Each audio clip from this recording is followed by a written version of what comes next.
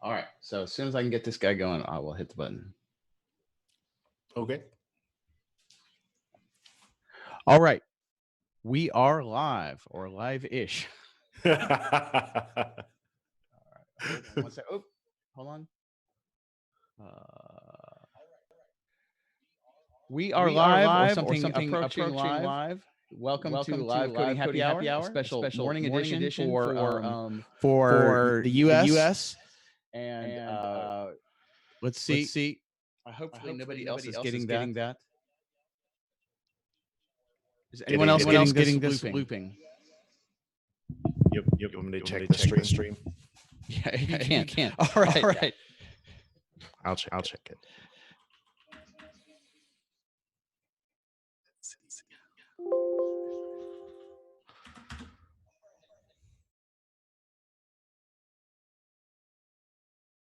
Okay. I think we're okay now. All right. It's kind of a mess this morning. Yep, this is what happens when you do this in the morning. All right. Thank you. I am Dave Slusher. Welcome to the show. And I'm joined by my colleague, Andrew Barnes. Clearly, we're a little bit rusty on this. So thanks, everybody. The show today, we're going to talk about YouTube automation. And this is very much like the when Andrew was on the train and listening to himself and being driven crazy. I'm doing my best. So Andrew, why don't you talk while I try to figure this out? All right, certainly. Hello, everyone. We're excited to have a early show today in the U.S. and which will be a nice midday show for our European watchers, and it will be while the India crowd is actually awake and not asleep for once. So we're excited to do that.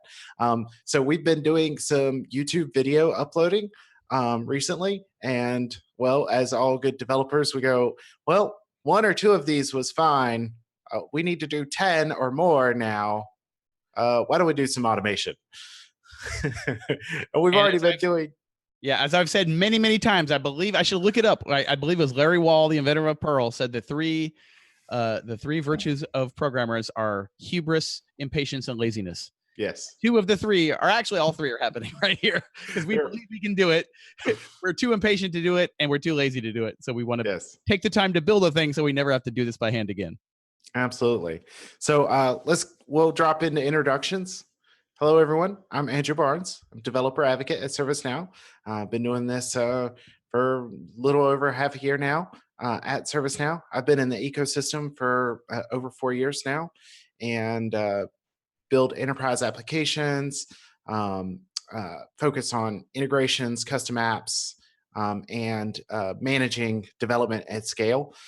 So those are some of my hobbies around doing ServiceNow work. I just love doing the show. I like to end my weeks with the show. We haven't had lots of them lately because of the Knowledge Conference, but we'll talk about that later. Dave? I'm Dave Slusher, developer advocate with ServiceNow. Been at this, we're like 3.5. It's getting close to 4 years. I think the industry average is like 18 months and you burn out. So I'm on borrowed time. Been with ServiceNow 5.5 years, approaching 6. And we just had my 5th knowledge. I think it was also your 5th knowledge. 6th knowledge. Yeah. So do we want to do a quick knowledge recap before we get rolling? Absolutely. Let's do a quick knowledge recap. So just 2 weeks ago now, we were in Las Vegas, Nevada, the USA, doing the large, yearly ServiceNow conference, Knowledge 19. That was a lot of fun. We had, roughly 20,000 attendees. It grows every year, and it is getting quite massive. One of my old coworkers from my last company, I believe Knowledge 9 was her first one, and there was like 800 people at that one. There were almost 800 people in individual sessions this year. We had rooms with 550 people in them, and more than one of those going at the same time. So it is quite a bit bigger now. It is a beast. There are folks that work on it all year round. Some things to note: the CreatorCon labs are available for you, as well as the presentations. So you can go to community.servicenow.com and get the presentations, and you can go to the developer site and get those labs and work through them, even if you weren't at the conference this year, which I think is a great experience for our users. Some highlights: Dave and I both worked on a competition there called Brew Ops. And the attendees had quite a bit of fun competing against each other in teams of 3, building a custom application to manage a brewery operations, to make beer. And I think that that went fairly well. There were some really interesting things in the expo hall from our makers labs. We had gosh, I can't even remember all of them. There was some controllers for some air. I lost the words for it. The spinny things that generate power in the air. Turbines. There you go. There was a little Lego like car that could, issue reports and get cargo and stuff. There was manage a with the pencil with the writing. Help me out with some words here, Dave. The laser etcher. Yes, laser etcher. Yes. I remember. So I actually, as you were telling me this, I realized, wow, I don't think I ever walked over there one time. But I do remember the laser etcher from Australia. Josh Bray was in charge of that one. There was a tap on the stage that was managed via ServiceNow. So during the keynotes, they were using that kegerator tap, and that was pretty neat. You can get those videos as well, so you can watch all the keynotes via the ServiceNow knowledge site as well. And what else was it? There was a lot of good sessions this year. The Dev Theater, which we did a couple of those, was really I think it was really well done this year. It had back-to-back short presentations all day long. From the consumption side, that was super good. I'm gonna tell you, it was stressful getting on and off. We when we did our Dev Theater on the developer blog, the dude in front of us went like 15 minutes short or 10 minutes short. Yeah, so, one of the very, very few people who went short. He came in really short, so we had all kinds of time. And then when we were done, we did not come in short. Yeah, and we gave the other people behind us like 3 minutes to get everything transition. Yeah. Which was the norm, which was the expectation. We assumed we had 3 minutes to get ready too. But yeah, it was everything was super fun. I did my session on ATF. You did your session on virtual agent. Yes, and that's going to apparently be on our roadshow as well. So very good. We're going to see that again, as well as the brewery operations will probably be on the road later this year as well. All cool. Right. Well, we don't have tasty beverages today. I was about to ask you what you're drinking. I'm drinking. But I have tasty Coke, Cherry Coke Zero. I have a fine Dunkin' Donuts dark roast as brewed by the Speedway brand of gas stations. That's good. Good. All right, Andrew. If you want to share your story, actually do a quick. So we are kind of done a little bit of the intro. Yeah, I'll cover it a little bit more. What we're gonna do today. Or actually, I'll talk specifically while you get your share ready. How about that? Sounds lovely. All right. So we've got like the use case that we have been working with. We're trying to we have actually kind of struggled getting everything completely finalized in the everything completely finalized on the YouTube integration and the spokes and all that stuff. So what we're trying to do now is like just get it completely locked down, totally finally done. The use case, a lot of what we have done up to this point was about scheduling this show, is about scheduling live events, but also what we want to be able to do is basically allow people to self-service setting up their videos. So we want them to be able to create a record in ServiceNow, attach a video to that record, put all the metadata in, and then have it published directly from that. Now, actually, probably not directly published via the user, but like via an approval, and maybe even generate an approval so that one of us. That's what we talked about, was doing, a review of it to do an approval, and then once approved, then it goes. Because allowing complete self-serve for publishing things to this YouTube channel is probably the bar for giving us a video is lower than the bar of someone who we want to be able to submit, actually publish a video. Right. Okay. So now let us you would see your screen. Yep. Let's start in on the thing. And if you want to give us a little background of where we're at as we start. So where we're at right now is we are in the artifact manager, which is how we manage our streams of work here on the dev advocacy team. So our live streams, videos, blog posts, newsletters, we manage those work streams all in the same table. So what we're seeing right now is the live stream filtered on type, so that I can just highlight that previously we've shown how we generate these records and then publish them or get them ready to be published. And then that will schedule the next live stream.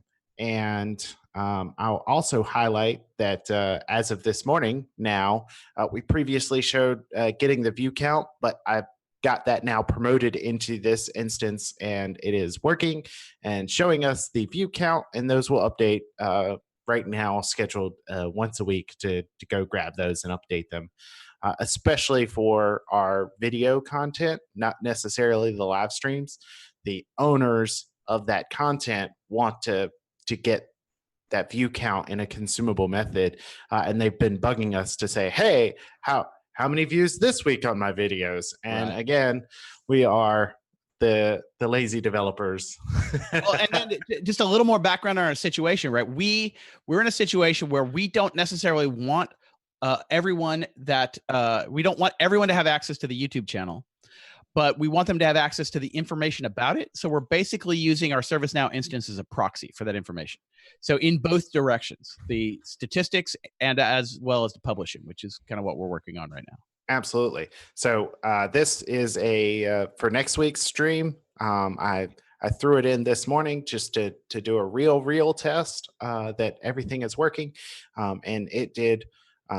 Once I set it to ready to publish, it did go out and create that event and sent us back the draft URL for that, so that we can see that it really did get created and is ready in 7 days from now.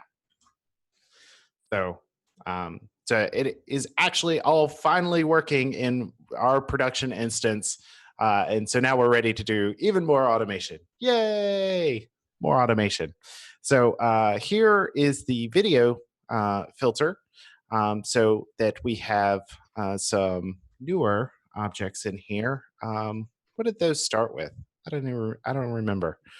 Let's see if we can find one of those. Talk about the mobile ones. Mobile. Yeah. That's what they started with.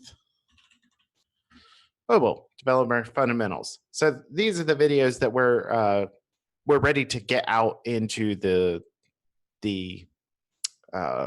YouTube. And so we have created live streams before, but today we want to create actual videos. So that process is a little bit different, and that's what we're going to be working on. So we've got our handy studio open. So we'll be working in studio there, and we've got the YouTube API. I had that open, I thought. There we go. Got the YouTube API for uploading a video fairly ready. And let's just dive right in and see what we need to do to get this going. So this will be more the second step, which is, actually upload a video. I wonder if I want to break it into two pieces or just one. Do I want to create the stub for the video and then upload the video, or just do it all at once? I feel like I want to do it all at once. If the upload lets you do all the metadata, might as well do it all at once. So this This actually begs a question, like a design question, which is to say, let's say they've got an artifact, the video artifact with no attachment. Are we going to create anything? Are we going to create nothing for them? So that is a good question, and I think I want to lean towards they need to put the attachments on the artifact record. So we, like in our condition or something like that, we're going to actually make sure that there is an attachment. Otherwise, we're not going to even bother. I mean, that makes perfect sense to me, right? Is which says that if we're only going to do this when there's an attachment, then we probably don't want to do the 2-step. Let's just do the 1-step if we can get all the metadata in either way. Let's do the one that only makes one call. And if and when we need to do another one, we'll break that out separate. But I think for now we'll aim towards that. It's a single call to do all the stuff. Yeah, I'm not making an irrevocable decision that we won't do that. But like off the top of my head right now, I can't think of a use case why we would want to populate one and not have a video to put manually upload the video after like that. I don't want to do that. Right. Because we've kind of got the opposite situation, which is we do that with the live event every time. We create the live event and we have only metadata, and then the live event comes later. But with the video, there's no sense to that, I don't think. Yeah, you're not waiting for that video to come along like you are the live stream, right? So we put the live stream out there so that you can see that it is coming. We could just start them and do it immediately, but that doesn't let people know that it's coming and that they can watch that live right then and give them some notice. But for static videos, that is not really a useful thing. Hey, eventually we're gonna have this video. So looking at this, it's got title, description, tags, category, status. So it looks like fairly well that we can upload what we want with this. And yeah. All right, okay, let's get going. So we're definitely going to need to so I'm thinking, my first thought is I want to head over to the developer site and take a look. I seem to remember there being an API for taking an attachment and setting that into the REST body. That one, I don't know. Let's see. Not glide system attachment. Yeah. REST message v2. Not save response body. Attachment. Let me zoom out a little. Set request body from attachment. There it is. That is 100% new API to me. Not only have I never read across, I don't know that I actually knew the concept of that existed. So I am learning this morning. Now, I see this says specifically through a mid server, but I don't know that that's a requirement. Like this example here doesn't seem to say that it needs to go through a mid server. Well, you know what? Let's try and see what happens. Yeah. But this seems to be something that I would actually want, right? Is it grabs the attachment I want and uses it in my outbound REST message, and that seems bearing in mind that if we see something weird, maybe the very first thing we look at is the mid server actually required. So the other thing here is this definitely needs a. Can we actually do this from inside Flow Designer? Let's see. Are we doing anything? So the direct. So this looks like we'll need to script this, not use. Unless there is. Hey, you never know. Maybe they built that into Flow Designer, and I just don't know about it. I'm watching the chat just to see. We maybe have somebody well acquainted with the Integration Hub capabilities in the chat. So. I mean, we're pretty familiar, but I don't think I know I've seen like a checkbox for attachments in Flow somewhere, but I don't recall it well enough to know for sure. So let's make a new action. Yeah, you're definitely ahead of me because I didn't even know that this. As I said, I didn't even know that this existed. So upload video from attachment. Attachment. We are operating at full cylinders here today on the developer advocacy team. Full cylinders, I tell you, full cylinders. All right, so we want first to get the record, the artifact. That is going to be a reference of type artifact. Bam, you absolutely have to give it to me. All right, now let's go see what we can do in the REST message and then see if we need to back out and just use a scripted REST step. Now, one thing to notice is that a lot of the this YouTube stuff that we have done up to this point, we have very carefully avoided dependencies on any of our stuff. So we've taken like very generic things. What we're building here is like not a general purpose shareable action because it takes the artifact, which nobody but our one instance has this application. Right. So this is not a general purpose thing. No, it is. It could be genericized, but it is not by its very nature right now generic. All right, so the request type, what do we get if we choose some of these other options?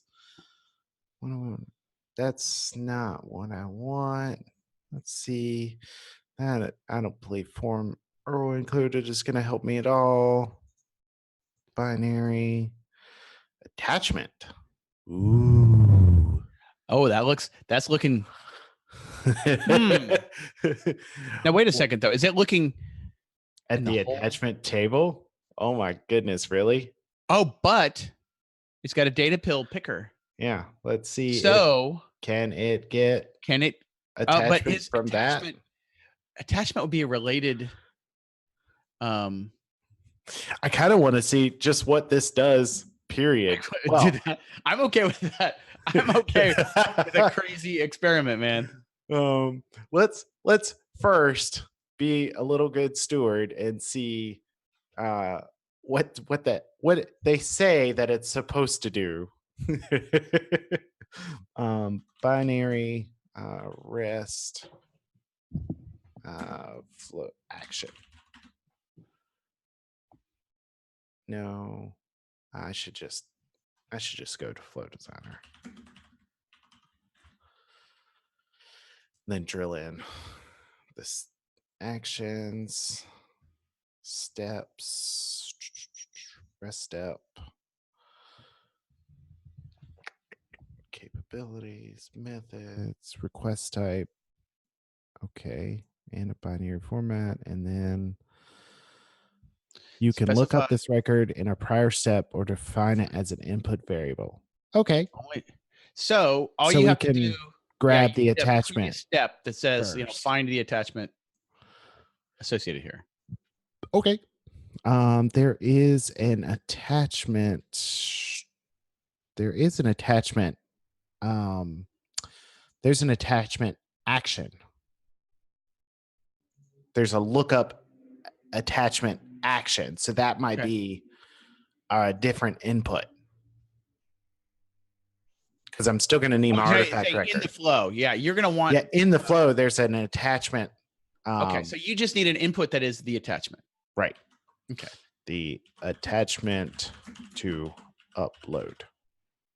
And so we have already started the path. Like 3 minutes ago, we were talking about genericizing it. We've already sort of genericized it because we were hoping to just give it the one input, right? Yeah. We're already going to have to do a step here. All right. So now we're going to assume that we have an attachment and it will be used here, but there it is. No. Well, Get rid of, clear out what's already in there, I think. I Not try think that. it doesn't want to let me choose a file attachment in the attachment box. Why is that? How Interesting. about file attachment is not allowed in the attachment chooser? I'm that. All right. Tell you what, I'll look on this. If you build everything else, I'll try to Sys look at ID of the attachment containing the content.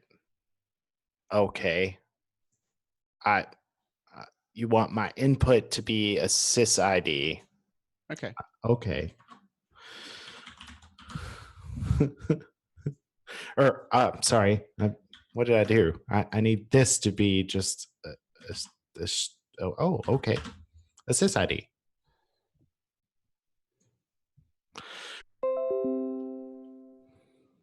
So looks like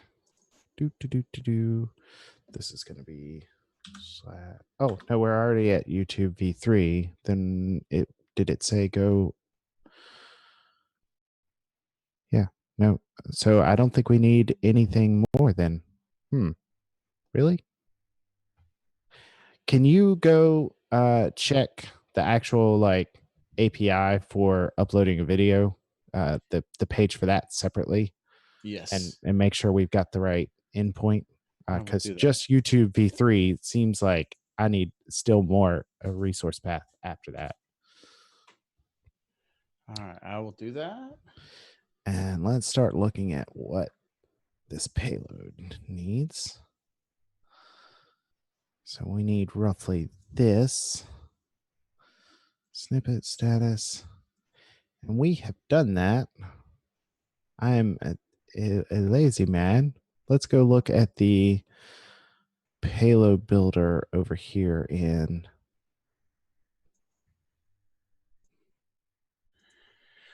All right. So this is the. All right. So this is the like same thing you were that. looking at. It's got this Python script. What I need to do is walk it back to the actual API calls. Because I don't want the guide. I actually want the reference. Videos. Post. Let's add here. We're going to want. Dave will give me the actual details soon, but looks like title, description, tags, category, and privacy status under snippet and status. All right. And so what's your okay, so I've got this in the request body. What's the thing that you need? Like what parameters we need to send for sure, what the resource path is. Snippet title. Provide a video resource in the body. The video resource has snippet title, snippet description, tags, status, recording details, recording date. The thing I'm not seeing Status is the actual video.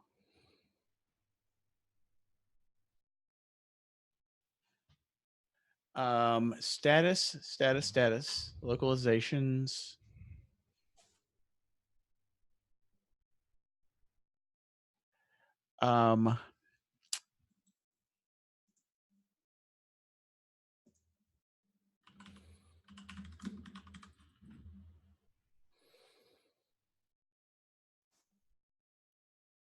So yeah, this is to put. This is actually confusing me because insert. Yeah, that's the same thing I'm looking at, and I'm not seeing Public, and then we don't need content details at all. Go look at our example. Let's copy our example so we can have everything on one screen. All right. So snippet, we want category ID. I don't know what that is, but I'll figure that out in a second.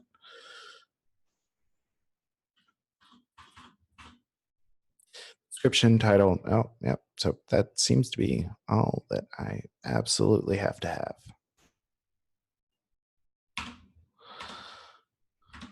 All right. Let's see what category ID is.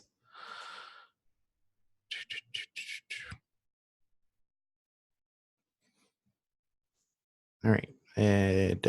I'll figure that out later. Hopefully 22 is something that makes it happy. This might be like the science and technology, whatever those are, like however that works out to. I think that's probably the category.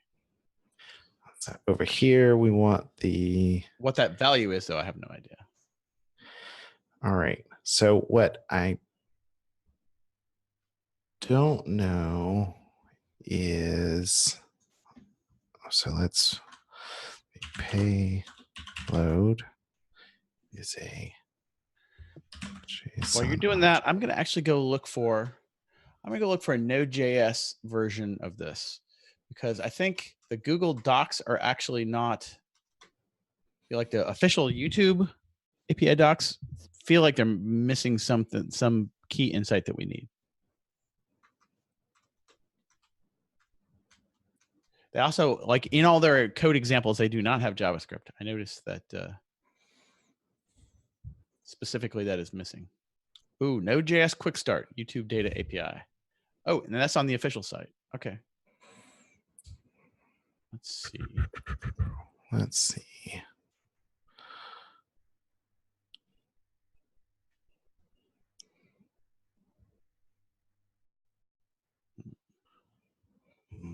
Multipart.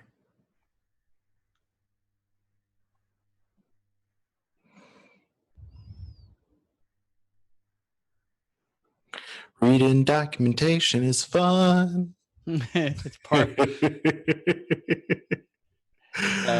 It's part of the job. It's funny because when I went to University of Lafayette, I talked to students about kind of what the job really is compared to what you think the job is, and this is kind of what a lot of what the job is. No one tells you this, but it is what it is. Named record and assist ID. Now we need to go see if there are any artifact records with attachments.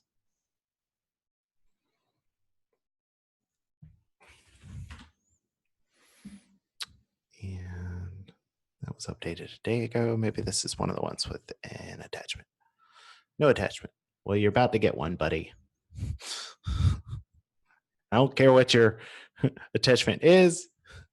Do I have anything that is an actual video? You look like something. We're going to air out anyway, so it doesn't matter.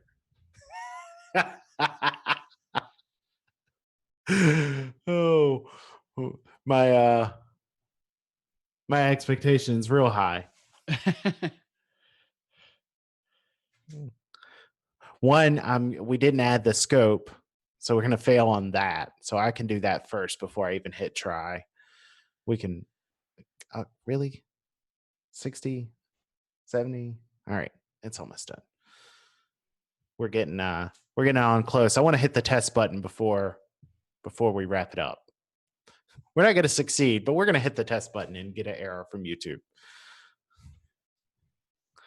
So here's our artifact. Let's go to our credentials. Connection and credential aliases for YouTube Data API here. And this one.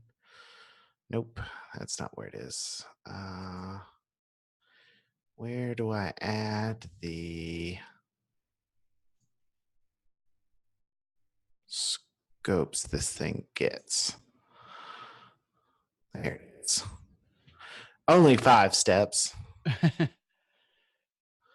This is why I wrote that big long blog post, because those are navigating that thing remains manage YouTube. Is that what I needed? Let's see. Was in here that told me what scope I needed. Up at the top. You need. Where was it? I saw it when I was reading this freaking page right here. I know it's on here. Okay. How about scope? YouTube upload.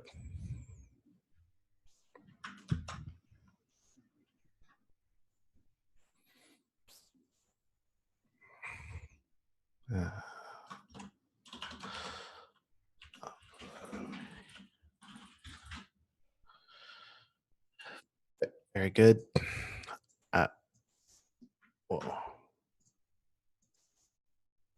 Gotta do that one first. Sure, whatever, man.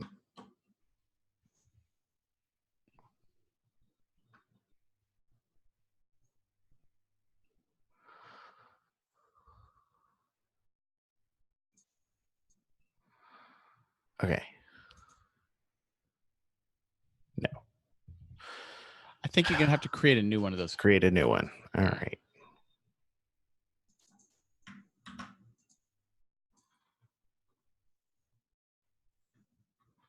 Let's go reread the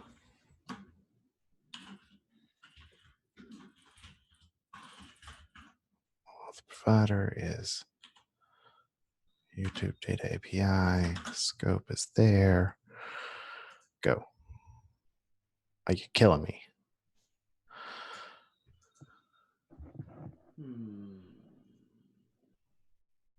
Auth entity scope is, there's already one with this. Why do you hate me? Profile scopes. There's not even a module for that. Of course there isn't.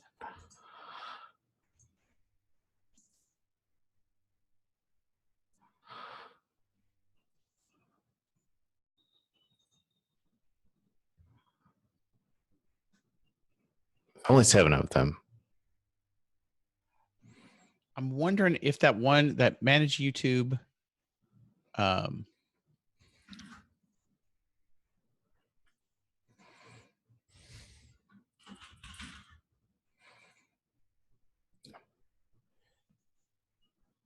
Okay. Can you go back to the list to the scopes? Add the scope.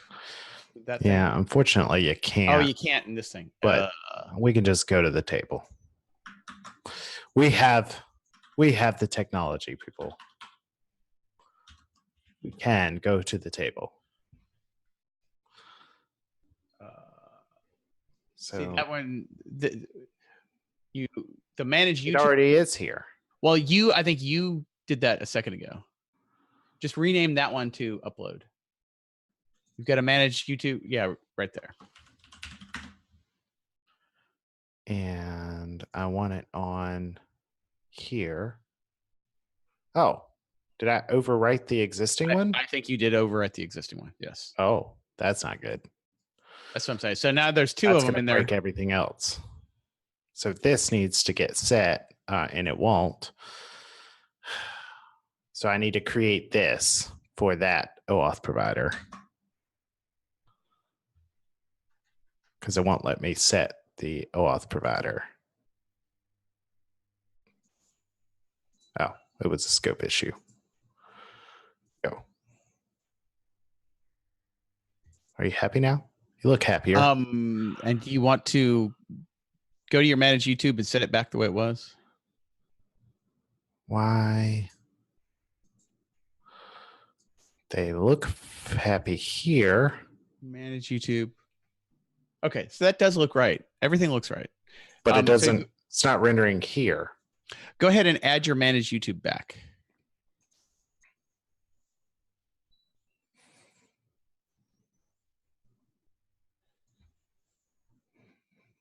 Okay. Yeah, you're good. We're good enough to hit a button now. Hit a button. Hit a button, fail, and go on with our lives. We will work on this some more. I'll probably work on it on Monday. This one. I want this record. That sounds like my playbook right there. The oh, come on, man. Spend your holiday weekends and holidays.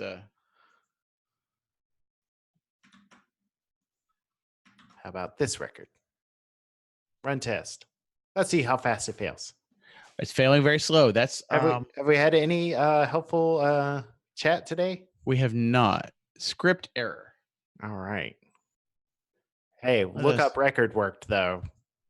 I'm calling that half a victory. Is that the right sysid? I don't know. 940. We could. Let's see. We get down here to the rest up socket error, and it says I don't like you, man, because you don't know how to do multiparts properly.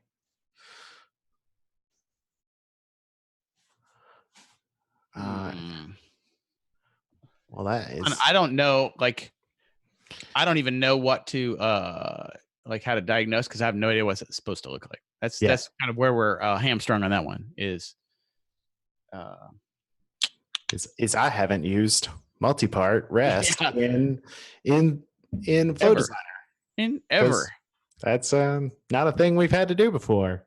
So all right. Well then, I think for the first swing at this, like in classic style, what looked like it was going to be hard wasn't that hard. And looked like what looked like it was going to be easy is the part where we're hanging up on that. So once we know how to send a multipart correctly, which I can go figure that out on a more clear API than YouTube's. Yeah, and that's just like I physically don't know what that payload is going to look like. And so like you'll notice that payload was it had that attachment, et cetera, which I'm going to guess all that stuff is nothing like what that may actually be. So that whole API may be for sending to another ServiceNow instance, and it may not work for anything else. Because if you notice, it was very sysid heavy and et cetera, and did not have the blob. And I would not expect that to make sense to any other system in the world other than ServiceNow. Well, and that sysid wouldn't even be useful to another. Even on another, yeah. So I don't know. We gotta figure out how to turn what we have into a binary moving on the wire. Since it didn't get I imagine that it hit the socket error before it even started to send the blob, though. Mm-hmm. So that may the socket error not be failing to get the blob, maybe. Right. So I wouldn't have expected to see the blob there anyway. Mm-hmm. Okay. In Flow Designer. I mean, it might be, but that's not my expectation, is to be able to see the actual encoded attachment there. Okay. All right. Because that's not valuable. Yeah. We I don't know that anyone involved in this had any expectation we would see an attachment move within the hour, because this is I didn't. For all the reasons, right? We don't understand the API. There's a brand new API to us in both directions. It's a brand new YouTube API, brand new ServiceNow API. So we'll figure this out over the coming weeks. As Andrew said, he probably cannot wait for the next live. I probably cannot wait because I want to get this done. His Memorial Day. Speaking of which, and there is a reason why we're doing this early, because everybody's going out on their various endeavors. So thank you everybody for watching. Thank you. So right before we wrap up, though, let's hit a couple of our key points. Head on over to developer.servicenow.com. Get your ServiceNow instance, and now we'll try to restore it. It is not a guaranteed service. This is not a production, service, but we will try to restore your instance back to the state it was before it got reclaimed, and we will be having lots of meetups post knowledge.